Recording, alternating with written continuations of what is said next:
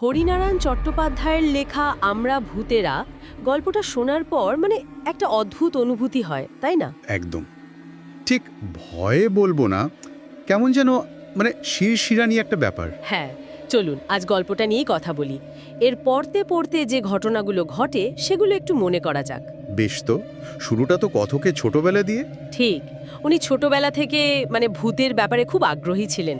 বন্ধুদের সাথে দল বেঁধে হ্যাঁ, ভূতের সন্ধানে বেরোতেন কত জায়গার, কিন্তু কিছুই পাননি তখন। না, সফল হননি, এটাই ইন্টারেস্টিং। গোড়াতেই একটা ব্যর্থতার কথা আছে। এরপর তো কলেজের সময়কার ঘটনা, ঘাটশিলা যাওয়ার প্ল্যান হলো বন্ধুদের সাথে পুজোর ছুটিতে। হ্যাঁ, বেড়াতে যাওয়া। তবে ওই যে পুরনো ইচ্ছেটা ভূতের খোঁজ করা, সেটাও কিন্তু মাথায় ছিল।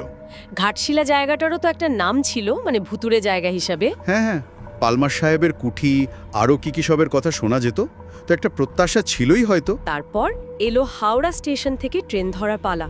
বেশ ডিটেইলড বর্ণনা, মালপত্র, বন্ধুদের ভিড়। হুড়োহুড়ি, ট্রেনের হুইসেল, বেশ জীবন্ত।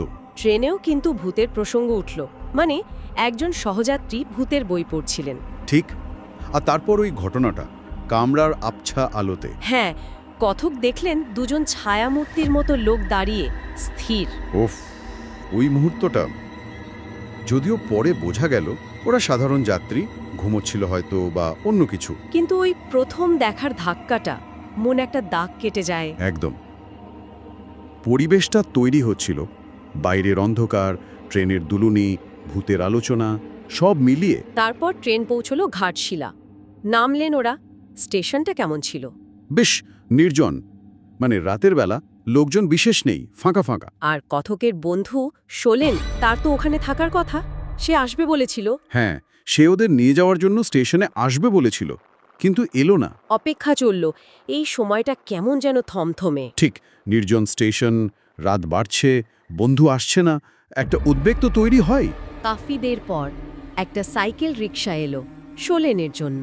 হ্যাঁ, কিন্তু রিকশাওয়ালা, তার চেহারাটা বেশ অদ্ভুত, লেখক বর্ণনা দিয়েছেন। পেশি বহুল, কিন্তু কেমন যেন নির্লিপ্ত, মুখ কঠিন।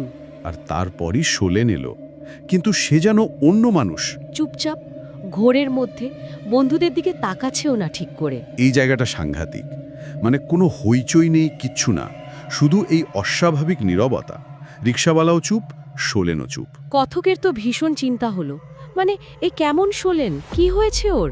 স্বাভাবিক, খুব কাছের বন্ধু তো।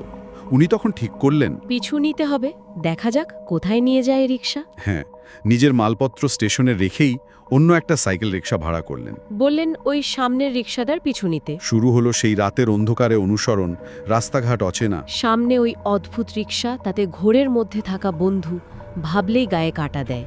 কথকের মনের অবস্থাটা কি চলছিল তখন? ভয়, চিন্তা, আবার কৌতূহল। বেশ কিছুটা যাওয়ার পর একটা জায়গায় এসে রিকশাটা থামল। হ্যাঁ, একটা অন্ধকার মতো এলাকা, নির্জন। সেখানে একটা পোড়ো বাড়ি।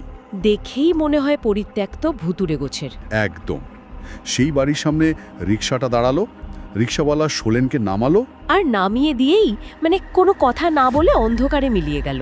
হ্যাঁ, যেন বাতাসে মিশে গেল লোকটা। শোলেন একা দাঁড়িয়ে রইল ওই পোড়ো বাড়ির সামনে, চুপচাপ। এই দৃশ্যটা, নিখোশ কালো অন্ধকার, পোড়ো বাড়ি, আর বন্ধু একা দাঁড়িয়ে, কি অসহায় অবস্থা। কথক তখন কি করবেন ভাবছেন।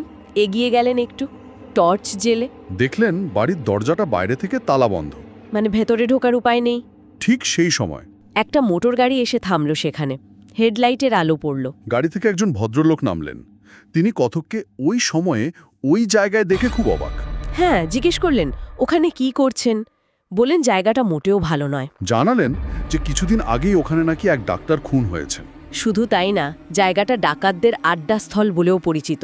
এই কথাটা শুনে তো কথকের শিরদাঁড়া দিয়ে ঠান্ডা স্রোত বয়ে গেল। তাহলে কি শোলেন? কোনো বিপদে পড়েছে? ওই রিকশাওয়ালা কি ডাকাত দলের লোক? ভয়টা অন্য মাত্রা পেল, অলৌকিক থেকে লৌকিক বিপদের আশঙ্কা। ভদ্রলোক খুব সাহায্য করতে চাইলেন। বললেন চলুন আপনাকে স্টেশনে পৌঁছে দিই। কথক তখন হতভম্ব, কি হচ্ছে কিছুই বুঝতে পারছেন না। বন্ধুর জন্য চিন্তা, নিজের ভয়ে।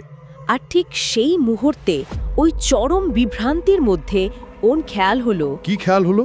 যে শোলেনকে উনি এতক্ষণ ধরে অনুসরণ করে এসেছেন, যাকে রিকশাওয়ালা নামিয়ে দিয়ে গেল, হ্যাঁ, আরে সেই শোলেন তো তার সাথে হাওড়া থেকে ট্রেনে এসেছে। সে তো স্টেশনেই বাকি বন্ধুদের সাথে অপেক্ষা করছে। কি মানে? হ্যাঁ, এই উপলব্ধিটা এলো একেবারে শেষে। যাকে উনি ফলো করে এলেন সে তো আসল শোলেন নয়। তাহলে তাহলে ওটা কে ছিল? ওই মূর্তিটা আর ওই রিকশাওয়ালা? সেটাই তো প্রশ্ন। কোনো লৌকিক ব্যাখ্যা তো আর থাকে না এর। না, সব গুলিয়ে গেল। এতক্ষণের অনুসরণ, ভয়, ডাক্তারের খুন, ডাকাতের ভয় সব ছাপিয়ে এই চরম অলৌকিক প্রশ্নটা উঠে এলো। আর যখন এই সত্যিটা বুঝলেন, হ্যাঁ, ঠিক তখনই কি হলো? একটা তীব্র ঠান্ডা হাওয়া দিল, যেন বরফ ঠান্ডা, আর চাপ চাপ অন্ধকার আরও ঘন হয়ে এলো চারপাশটা। উফ, গায়ে কাঁটা দিচ্ছে। কথক আর ওই মোটরগাড়ির ভদ্রলোক দুজনেই অনুভব করলেন ওরা একা নন। কেউ আছে? বাহ, কারা আছে? হ্যাঁ, ওই উপস্থিতিটা, সেটাই যেন গল্পের আসল মোচ। লেখক আর কিছু দেখালেন না, শুধু ওই অনুভূতিটা দিলেন। ওই ঠান্ডা, ওই অন্ধকার, ওই অশরীরী উপস্থিতি, এটাই আমরা ভূতেরা। গল্পটা এখানেই শেষ, কিন্তু ভয়টা মনে হয় তারপর শুরু হয়। একদম। একটা প্রশ্নচিহ্ন রেখে শেষ করা। কে ছিল সে? কারা ছিল তারা? হ্যাঁ, হরিনারায়ণ চট্টোপাধ্যায় এভাবেই বোধহয় ভয়টাকে জাগিয়ে তোলেন। যা দেখা যায় না, শুধু অনুভব করা যায়। ঠিক, বাস্তব আর অবাস্তবের মাঝখানের ওই সরু সুতোটার উপর দিয়ে হাঁটিয়ে নিয়ে গেলেন পাঠককে। এই অভিজ্ঞতার রেশটা কিন্তু সহজে যাওয়ার নয়। না, একদমই না। ওই শেষ মুহূর্তে ঠান্ডা হাওয়াটা যেন পাঠকের গায়েও লাগে।